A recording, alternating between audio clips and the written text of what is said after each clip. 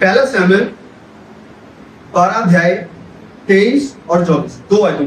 फिर ये मुझसे दूर हो कि मैं तुम्हारे लिए प्रार्थना करना छोड़कर यहोवा के विरुद्ध पापी ठहरूं।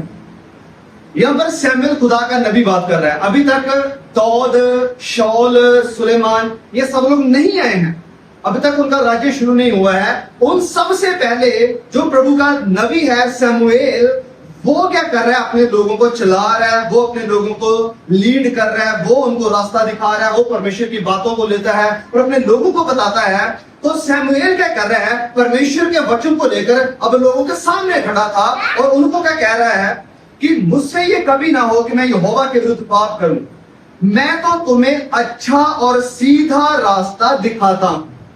सैमुएल कह रहा है मैं तुम्हें अच्छा और सीधा रास्ता, बोले मेरे साथ, कौन सा रास्ता?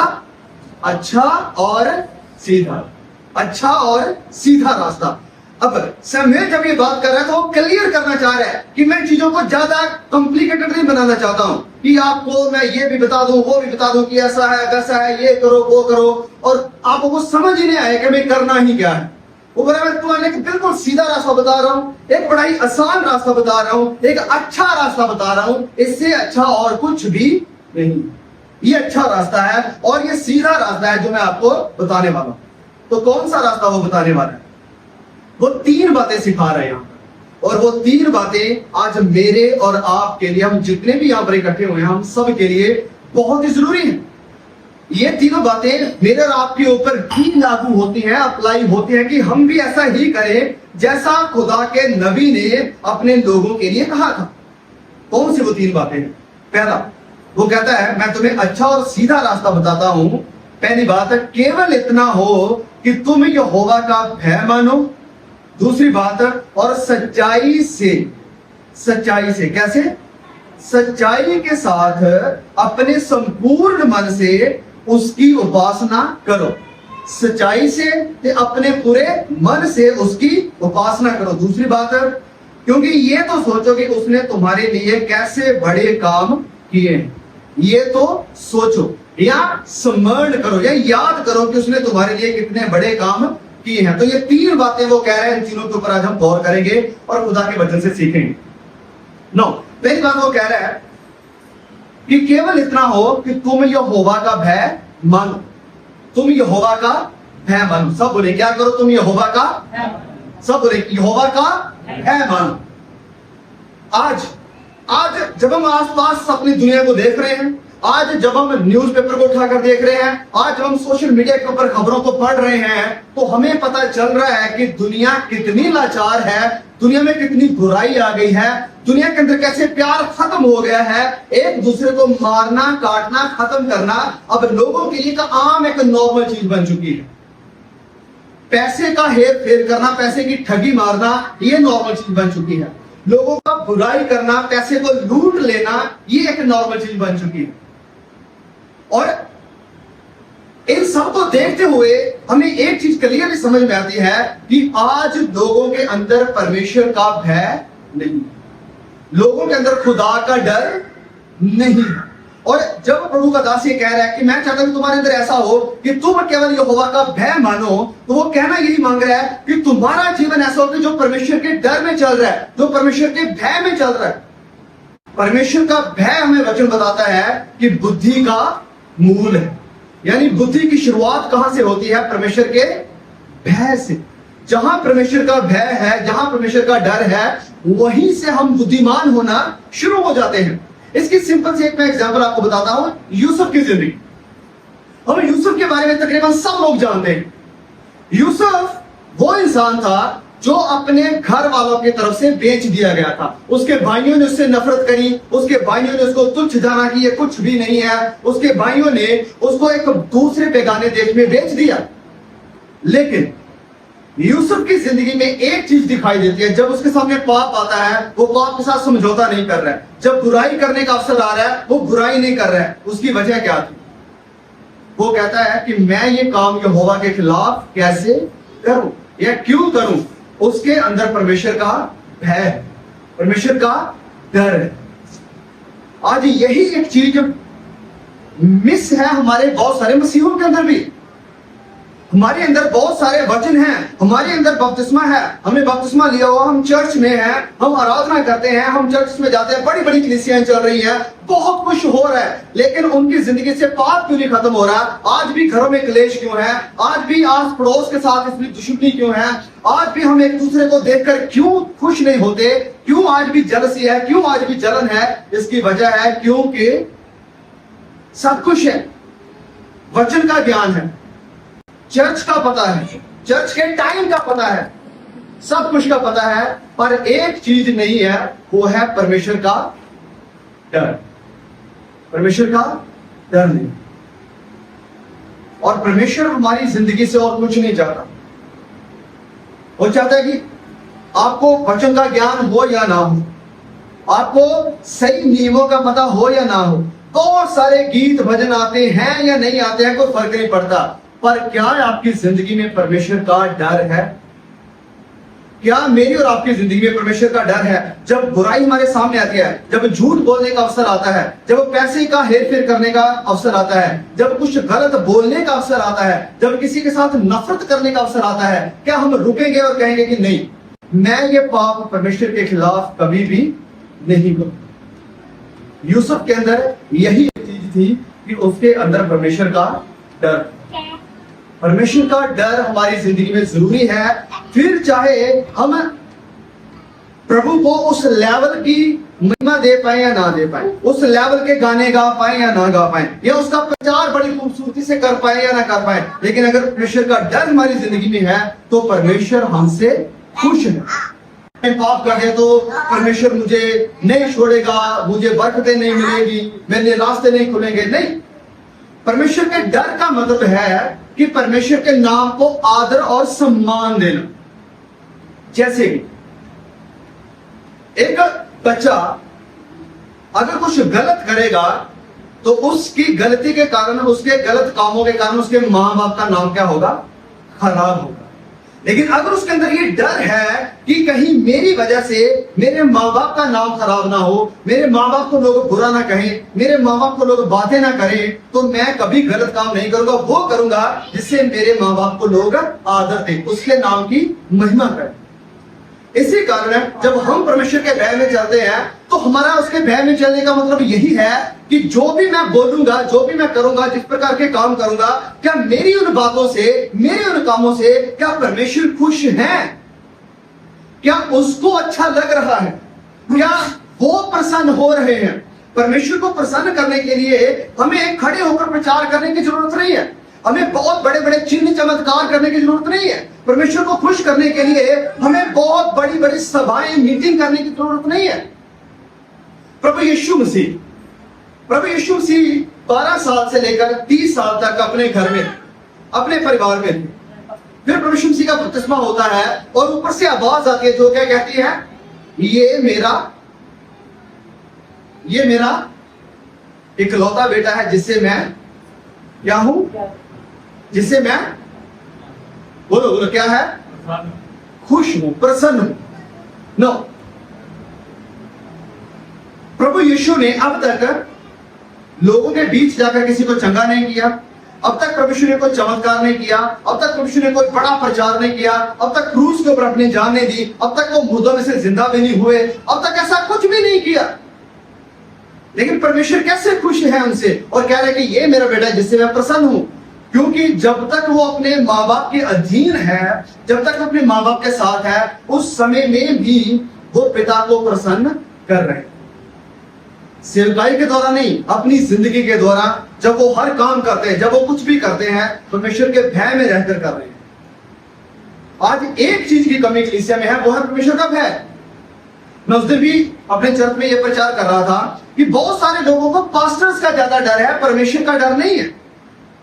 अगर कोई पास्टर उनके घर में आ जाए तो अपनी टीवी बंद कर देंगे, फोन पर जो गाने देख रहे होंगे उसको बंद कर देंगे, या फिर सब कुछ सही कर लेंगे।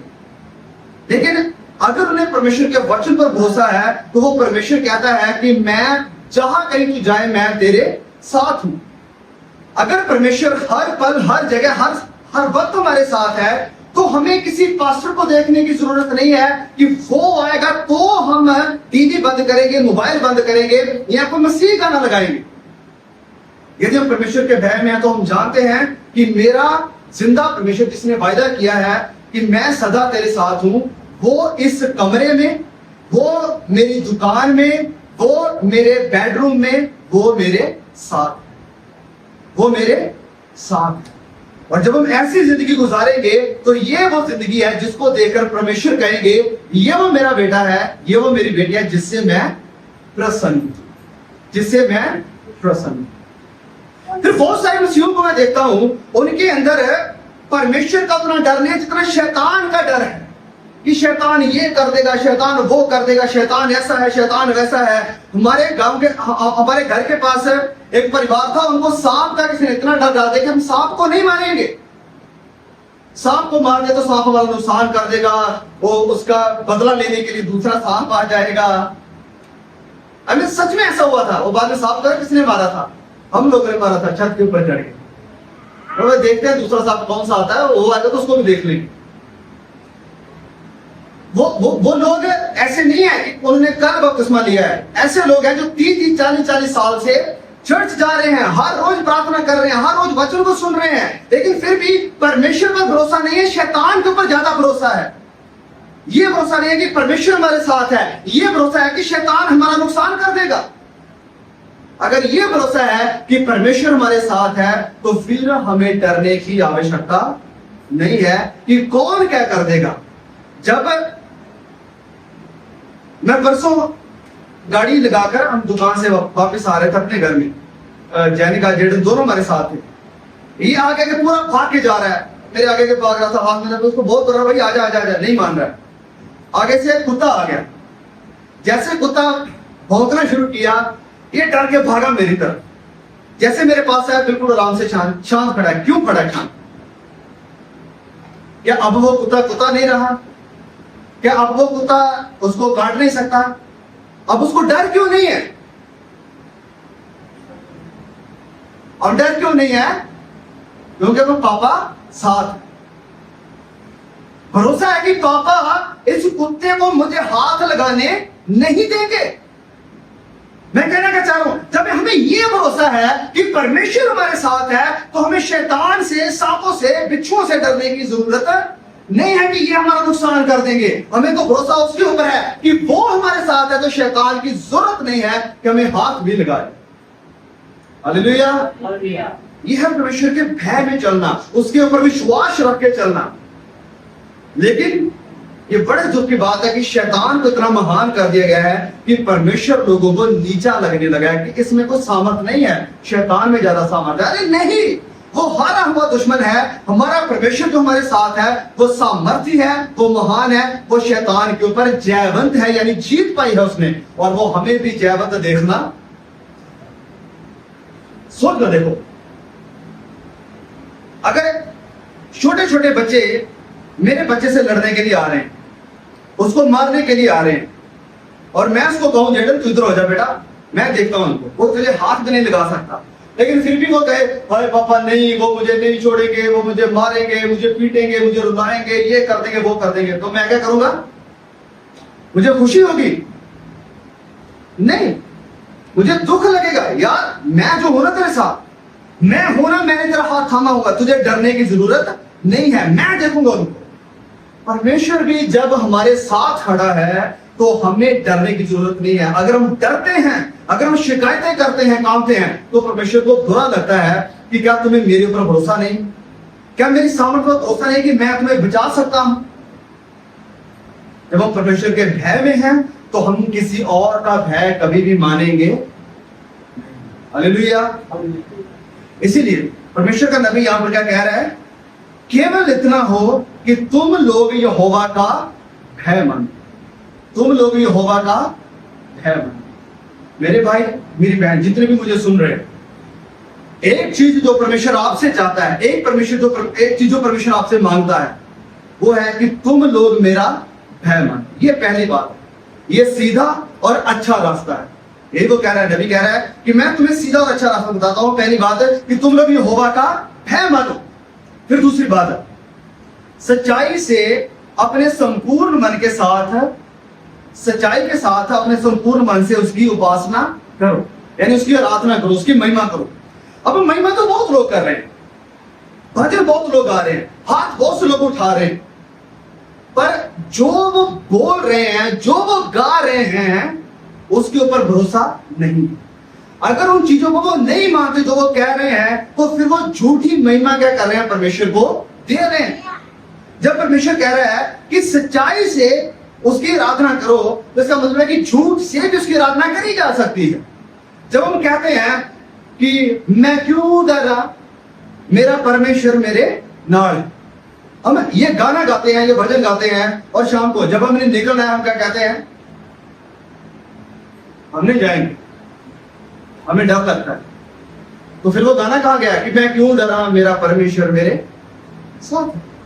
ये झूठी आराधना परमेश्वर को देना है। जब हम कह रहे हैं कि यीशु तू मेरी जिंदगी में काफी है, जब हम गा रहे होते हैं कि प्रभु तेरी इच्छा मेरी जिंदगी से पूरी हो, उसके बाद हम अपनी मर्जी कर रहे हैं, जो मन में आ रहा है वो कर रहे हैं, जो कान सुनना चाहते वो सुन रहे हैं, जो आंखें देखना चाहती वो देख रहे हैं, जो बोलना चाहते वो बोल रहे हैं, तो फिर वो कहां गया गाना कि पिता जो तू चाहता है मैं वो करूंगा, तेरी इच्छा मेरी जिंदगी से पूरी हो।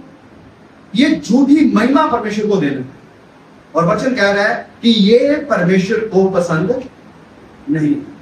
परमेश्वर कहता है पहली बात तुम ये करो कि तुम मेरा भय मानो, दूसरी बात ये करो कि तुम लोग सच्ची आराधना अपने संपूर्ण मन से उसको दो। बहुत सारे मसीह लोग हमारे चर्च से आराधना करते हैं, हाथ उठाते हैं, भजन गाते हैं, लेकिन उनकी जिंदगी में कड़वाहट है, जिंदगी में नफरत है, एक दूसरे को देखना पसंद नहीं करते, एक दूसरे को ऊपर आगे जाना पसंद नहीं करते। तो फिर वो महिमा कहाँ है? क्या ऐसी महिमा, ऐसी आराधना परमेश्वर को पसंद है कि जब आप यहां पर हैं तब तो पूरा स्वर्गदूत के जैसे हैं, लेकिन जैसे इससे बाहर जाएंगे आपकी जिंदगी आपके तरीके से शैतान की मर्जी के साथ है। ये आराधना, ये उपासना परमेश्वर को पसंद नहीं है। वो कहता है सच्चाई के साथ अपने संपूर्ण मन से क्या कर, मेरी महिमा कर। और नए नियम में प्रभु यीशु ने इसी बात को रिपीट किया था, जब प्रभु यीशु उस सामरी औरत से बात कर रहे थे कि ऐसा समय आता है कि जब लोग रूह और सच्चाई से क्या करेंगे, मेरी महिमा करेंगे। रूह यानी सच्चे मन से, सच्चाई यानी शुद्धता से। वो झूठ नहीं होगा जो वो कह रहे होंगे, झूठ नहीं होगा जो वो गा रहे होंगे, झूठ नहीं होगा जो वो बोल रहे होंगे, वो विश्वास करेंगे उन बातों पर जो कहेंगे। तो जो हम गाते हैं, जो हम भेंट चढ़ाते हैं, क्या सच में हमारे मन से वो बातें निकल रही? जब हम शुरुआत से भजन गा रहे थे कि तूने मुझे है छुड़ाया, तूने मुझे है बचाया, मैं धन्यवाद करता रहूं, क्या ये हमारे दिल से था? क्या ये सच्चाई से था? अगर तो ये सच्चाई से है, अगर तो ये दिल से है, तो वो आराधना परमेश्वर को पसंद आएगी। ये आराधना परमेश्वर को पसंद आएगी। लेकिन अगर मेरी गायकी में बहुत गुण है, मैं बहुत अच्छा गा रहा हूं, मेरी आवाज बहुत अच्छी है, मैं बहुत अच्छी सुरें लगा रहा हूं, बहुत चीजों को ऐसा पेश कर रहा हूं कि लोग कह रहे हैं वाह वाह क्या बात है, लेकिन वो बातें सिर्फ इसीलिए कर रहा हूं कि लोग खुश हो जाएं, लोग मेरी तारीफ करें, या लोग आकर मेरे ऊपर से पैसा उठाना शुरू कर दे, या लोग मेरे आगे हारमोनियम के ऊपर पैसा रखना शुरू कर दे, या लोग मुझे बाद में कहें यार तुम बहुत अच्छा गाते हो, मजा आ गया। अगर मैं इन चीजों को दिमाग में रख के गा रहा हूं तो मैं सच्ची और हृदय की आराधना परमेश्वर को नहीं दे रहा हूं, क्योंकि वो मैं भजन गा रहा था लोगों के लिए, ना कि परमेश्वर के लिए। तो हमें अपने आप को भी जांचना है कि जब हम परमेश्वर की आराधना करते हैं, जब हम परमेश्वर को धन्यवाद की भेंट चढ़ाते हैं, जब उसके नाम को ऊंचा करते हैं, क्या वो सच्चाई से है, क्या वो हमारे मन से है? ओके, तीसरी बात, पहली बात क्या थी? मैं तुम्हें सीधा और सही रास्ता दिखाता हूं। पहली बात क्या थी सही रास्ते की? क्या करना? पहली बात भय मान, क्या कर? परमेश्वर का भय मान। दूसरा बोले जो अभी सुना, सच्चाई से अपने मन से परमेश्वर की आराधना कर। तीसरी चीज, क्योंकि ये तो याद करो कि उसने तुम्हारे लिए कैसे बड़े काम किए, कैसे बड़े बड़े काम किए। जब परमेश्वर मांग रहा है कि हम उसकी उपासना करें रूह और सच्चाई से, जब परमेश्वर कह रहा है कि हम उसका भय माने, तो सवाल यह आना चाहिए कि क्यों, हम क्यों उसकी महिमा करें, हम क्यों उसका भय माने, आखिर वजह ही क्या है, क्यों करना चाहिए ऐसा? वो कह रहा है क्योंकि उसने तुम्हारे लिए बड़े बड़े काम। ऐसा नहीं है, मैं अगर किसी बच्चे को कहूं जा एक पानी का गिलास लेकर आ, और वो कहे मैं क्यों जाऊं, तो मैं तुझे चॉकलेट दूंगा, तो वो जाएगा खा के, क्यों, तो उसको चॉकलेट मिलेगी। परमेश्वर कह रहा है जब कि तुम मेरा भय मानो और तुम मेरी आराधना करो सच्चे मन से, तो हम कहेंगे कि प्रभु क्यों करें, तो उसका जवाब है क्योंकि उसने तुम्हारे लिए बड़े बड़े काम किए। उसने बड़े बड़े काम किए। उन सारे बड़े कामों को अगर हम एक तरफ कर दें जो भी हमें याद है, और जो उसने बड़ा काम क्रूस के ऊपर किया है, हम केवल उसे ही याद कर लें, तो वही काफी है उसकी महिमा करने के लिए, वही काफी है उसका भय मानने के लिए। क्योंकि मसीह यीशु का क्रूस के ऊपर जाना इसलिए नहीं था कि एक रीति रिवाज है जो यीशु को पूरा करना है। वचन कह रहा है कि मैं और आप जब हम पापी ही थे, जब हम परमेश्वर के बैरी ही थे, परमेश्वर के दुश्मन थे हम। वचन हमारे बारे में कहता है कि हम परमेश्वर के दुश्मन थे। परमेश्वर हमारा दुश्मन नहीं था कि वो तलवार लेकर खड़ा है, हम परमेश्वर के दुश्मन थे कि प्रभु हम तुझे नहीं मानेंगे। और वचन कहता है कि तभी उसने अपने इकलौते बेटे को देकर हमें क्या किया, बचाया। हम उससे दूर चले गए थे, हम उसके खिलाफ चले गए थे।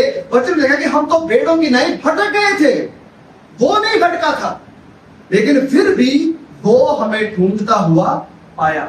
प्रभु यीशु के रूप में हमें ढूंढता हुआ आया, और हमें हमारे पाप के बावजूद, हमारी बेवफाइयों के बावजूद, जो भी हमने अपने गुनाह किए, कई बार चर्च में आने के बावजूद, कई बार बपतिस्मा लेने के बावजूद ऐसे काम किए कि हम उसके सामने बेवफा थे। ऐसे काम थे कि परमेश्वर हमें छोड़ के चला जाए, ऐसे काम है कि परमेश्वर हमें दूसरा मौका ना दे, ऐसे काम कि परमेश्वर हमारे ऊपर दया ना करे, ऐसे काम किए कि परमेश्वर हमें सांस भी ना दे, ऐसे काम किए कि हमें नया दिन भी ना दे। लेकिन फिर भी हमारी बेवफाई के बावजूद भी परमेश्वर ने हमारे ऊपर दया करी, हमें हर दिन दिया, हमें सांसें दी, और हमें दोबारा मौका दिया, हमें अपने पास बुलाया, हमें माफ करने के लिए, हमें उद्धार देने के लिए वो हमारे पास आया। ये एक मात्र रीजन काफी है कि हम उसका भय माने और हम उसकी सच्ची आराधना करें कि जो उसने प्रभु यीशु के द्वारा क्रूस के ऊपर जाकर किया है। क्योंकि जो पाप हमने किए, वचन में कहता है कि पाप की मजदूरी क्या है, पाप की मजदूरी क्या है, सब बोले पाप की मजदूरी क्या है, मौत। वो मौत जो हमने कमाई थी, मजदूरी मतलब कमाई जो हमने कमाई हुई थी हमारे पाप के कारण। हक तो ये था कि हमें सजा मिलती, हक तो ये था कि हम परमेश्वर के क्रोध को पीते, हक तो ये था कि परमेश्वर हमें सजा देते, लेकिन परमेश्वर ने हमें साइड करके अपने बेटे को वहां भेजा। प्रभु यीशु वहां खड़े हुए और हमारे हिस्से की सारी सजा, हमारे हिस्से की सारी मौत को अपने ऊपर लेकर कहा पूरा हुआ, पूरा हुआ। और हमें जो पापी थे, हमें जो गुनहगार थे, उसने हमारी सारी बुराई को लिया, हमारी सारी सजा को लिया, हमारे सारे पापों को लिया, और अपनी जो उसकी धार्मिकता थी, अपनी जो उसकी इच्छाएं थी, वो हमें दे दी और हमें धर्मी बनाया। और वचन कहता कि वो खुद श्रापित बन गया, वो खुद हमारे लिए पाप बन गया। उसने वो पाप नहीं किया था, क्रूस के ऊपर तो हमें जाना चाहिए था, उसने तो कोई गुनाह नहीं किया था, लेकिन फिर भी वो गया। क्यों? क्योंकि वो चाहता था कि मैं और आप क्रूस के ऊपर ना जाए, मैं और आप दूसरी मौत का सामना ना करें जो पाप के कारण हमने कमाई है। तो ये जो एक बड़ा रीजन है कि परमेश्वर ने जो ऑलरेडी क्रूस के ऊपर हमारे लिए किया है, ये काफी है कि हम उसका है माने और हम उसकी सच्ची आराधना करें। और परमेश्वर कहता है कि याद रखो, याद करो कि परमेश्वर ने तुम्हारे लिए कितने बड़े बड़े काम, याद करना जरूरी है। परमेश्वर ने जब इस्राएलियों को कहा था कि तुम अगर ये पाप करते हो तो तुम्हें बकरी लेकर आनी है, अगर कोई दूसरा पाप करते हो तो तुम्हें कबूतर लेकर आने चढ़ाने हैं, अगर कोई बड़ा पाप कर दिया तो तुम्हें एक बल्द देना होगा कुर्बानी के रूप में। ये अलग अलग कुर्बानियां क्यों थी? हर रोज कुर्बानियां होती रहती थी वहां पर लहू कभी सूखता नहीं था। कारण क्योंकि परमेश्वर चाहता था कि जो भी पाप ये कर रहे हैं इन्हें याद रहे, जो भी पाप ये कर रहे हैं इनके पाप इनको याद रहे। और फिर परमेश्वर ने जब उनको मिस्र से निकाला तो परमेश्वर ने उनसे कहा था कि पसाह के त्योहार को मनाना है, पसाह के त्योहार को मनाना है। उसको मनाने की वजह क्या थी? ताकि तुम्हें याद रहे कि परमेश्वर कैसे अपने सामर्थी हाथ से तुम्हें निकाल कर लेकर आया। परमेश्वर बार बार इस्राएलियों को कहता था याद करो, याद करो, याद करो। और सेम प्रॉब्लम आज भी है। परमेश्वर चाहता है कि जो मैंने किया है तुम्हारे लिए उसको याद करो। जो मैंने आपके घर के लिए किया है, जो मैंने आपके परिवार के लिए किया है, जो मैंने आपके बच्चों के लिए किया है, जो मैंने आपके परिवार में जो जो चीजें आपको मिली हुई, जो उन चीजों के लिए किया है, उस सब के लिए क्या करो? मुझे याद करो। और याद करके क्या करना? उसकी महिमा करनी और उसका भय मानना। तो परमेश्वर का दास क्या कह रहा है कि मैं तुम्हें अच्छा और सीधा रास्ता बताता हूं। और वो सीधा और अच्छा रास्ता क्या है? कि तुम केवल इतना करो कि यहोवा का भय मानो और सच्चे मन से उसकी आराधना करो, और जो उसने तुम्हारे लिए किया है उसको याद करो, उसके बड़े कामों को याद करो। सो आइए हम अपनी आंखों को बंद करें, सब लोग अपनी आंखों को बंद करें और जो परमेश्वर ने हमारे लिए किया उसको याद करें।